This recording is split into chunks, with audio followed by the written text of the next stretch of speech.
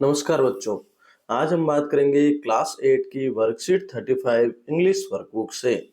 तो बच्चों इसमें पहला क्वेश्चन दिया हुआ है, rearrange the following sentences in order to make lemonade, यानी आपको शिकंजी बनाने के लिए इन शब्दों को रीअरेंज करना है। तो बच्चों तो इनमें लिखे हुए जो सेंटेंस या लिखे हुए तो मैंने इनको क्रम से जमा रखा है, तो आप सीधे ही इनको क्रम से देखेंगे। तो बच्चों देखो क्या लिखा हुआ है। पहला sentence, take water in a jug as needed, यानी हमें जितना पानी चाहिए उतना हमें पानी लेना है एक जग में। फिर टेक सम लेमन्स, कुछ नींबू लेने हैं। Cut them into two pieces, और उनको दो भागों में काटना है। स्क्वीज देम प्रॉपर्ली, फिर उन्हें क्या करना है, निचोड़ना है अच्छे से, उनका सारा रस निकालना है। देन उसके बाद स्टीर, यानी उसको हिलाना है अच्छे से। वेल विथ द स्पून, यानी चम्मच से जो नींबू का रस बन रहा है ना उसको अच्छे से हिलाना है।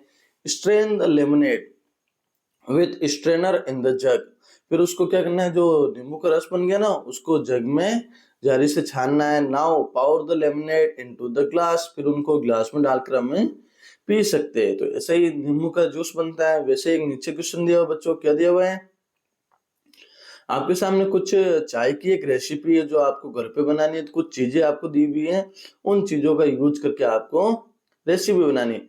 जैसे वाटर यानी पानी, मिल्क यानी दूध, शुगर यानी शक्कर, टी लीव्स चाय पत्ती, हॉट गर्म, मिक्स यानी उसको मिक्स करना, बॉईल यानी गर्म करना, गैस स्टोव है, स्ट्रेनर यानी जारी, कप है और सॉसर है। तो इनका यूज करके हमें क्या करना है, चाय की रेसिपी बनानी है। तो बच्चों देखो, आई टुक some water in A pot, मैंने कुछ पानी लिया एक पोट यानी बर्तन में। फिर देखो यानी सबसे पहले पानी लिया है, अब उस पानी को गैस पे रखेंगे, गैस पे रख करके उस गैस को चालू करके गर्म करेंगे। फिर देखो आई पाउड द टी लीव्स, फिर उसमें हम क्या डालेंगे, चाय की पत्तियां डालेंगे, मिल्क दूध डालेंगे, शुगर शक्कर डालेंगे उसमें साथ में। नाउ अब देखो, द मिक्सचर इज हॉट, अब वो पानी गर्म हो चुका है, एंड बॉइलिंग और बॉईल हो रहा है। I mixed it with spoon, और मुझे चम्मच के साथ में उसे हिलाएंगे। I switched off the gas stove, अब देखो चाय बन गई है ना, तो गैस स्टोव को स्विच ऑफ करेंगे।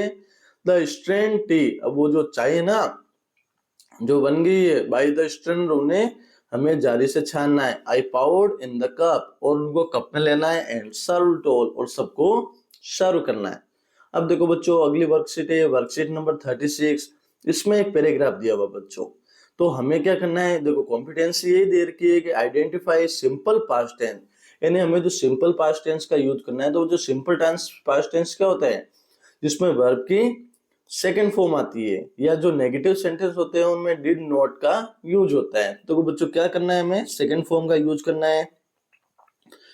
तो ऑल द क्लास 5 स्टूडेंट्स, यानी सभी जो कक्षा 5 के स्टूडेंट्स थे ऑफ आवर स्कूल, हमारे स्कूल के।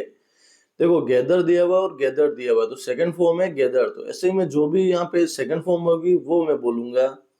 तो gathered in front of the principal's office, यानी प्रिंसिपल के ऑफिस के सामने सभी इकट्ठा हुए। They went for the inter school race competition, वो जो विद्यालय के जो आंतरिक रूप से जो रेस कंपटीशन होने वाला है ना बच्चों, उनमें वो जाने वाले। द बस अराइव्ड, बस वहां पहुंची। And they left for the stadium, और वो सब किसके लिए चले गए, स्टेडियम के लिए चले गए। The runners took their position, सभी रनर्स ने पोजीशन ली। Coach blew the whistle, coach ने विसल बजाई। One of the student of our school, हमारे स्कूल का एक छात्र था, रैन फास्ट, तेज दौड़ा। एंड केम फर्स्ट, और फर्स्ट आया। एवरीवन डिड देयर बेस्ट, सभी ने अपना बेस्ट प्रयास किया, अच्छा प्रयास किया। Our school won the trophy, और हमारी स्कूल ट्रॉफी जीत गई। अब एवरीवन फेल्ट हैप्पी, सभी बहुत ही खुश है महसूस हुए, यानी खुश हुए बच्चों।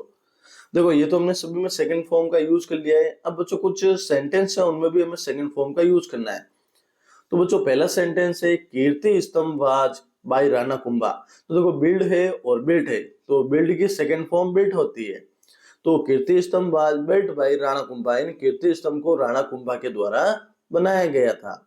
दूसरा sentence, we to the station but the train had gone, जब हम रेलवे स्टेशन पहुंचे ना तब तक ट्रेन जा चुकी थी। तो देखो गो वेंट गोन होता है, तो वेंट हमारी सेकंड फॉर्म है, तो we went to the station but the train had gone, जब हम पहुंचे तो ट्रेन चली गई थी। लॉन्ग लॉन्ग एगो, बहुत समय पहले की बात है, एक ग्रुप ऑफ रैट्स, एक चूहों का ग्रुप, लिव्ड रहता था हैप्पीली इन ए फॉरेस्ट, यानी खुशी से जंगल में रहता था। तो लिव की सेकंड फॉर्म होती है लिव्ड, तो हमने यहाँ पे लिव्ड का यूज किया है। देखो India the match yesterday, India ने कल मैच जीता था। तो देखो विन फर्स्ट फॉर्म है और वॉन सेकंड फॉर्म है, तो India won the match yesterday. फिर देखो वी सेलिब्रेट फर्स्ट फॉर्म है, सेलिब्रेटेड सेकंड फॉर्म है, बर्थडे पार्टी लास्ट नाइट, हमने बर्थडे पार्टी लास्ट नाइट की थी, तो वी सेलिब्रेटेड, हमने मनाई थी बर्थडे पार्टी लास्ट नाइट। अब देखो बच्चों वर्कशीट नंबर 37, इसमें हमें फ्रेम करने हैं, कुछ क्वेश्चंस फ्रेम करने हैं।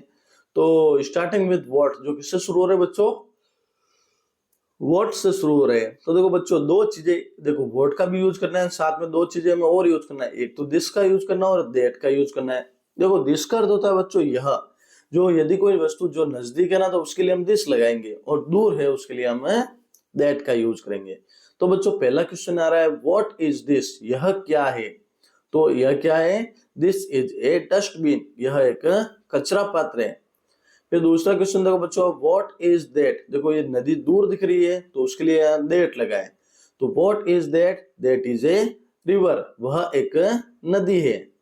फिर व्हाट इज दिस, देखो यह क्या है, तो this is a fruit basket, यह एक फल की टोकरी है, यानी फल की टोकरी नजदीक पड़ी है तो उसके लिए यहाँ पर दिस लगाया गया है।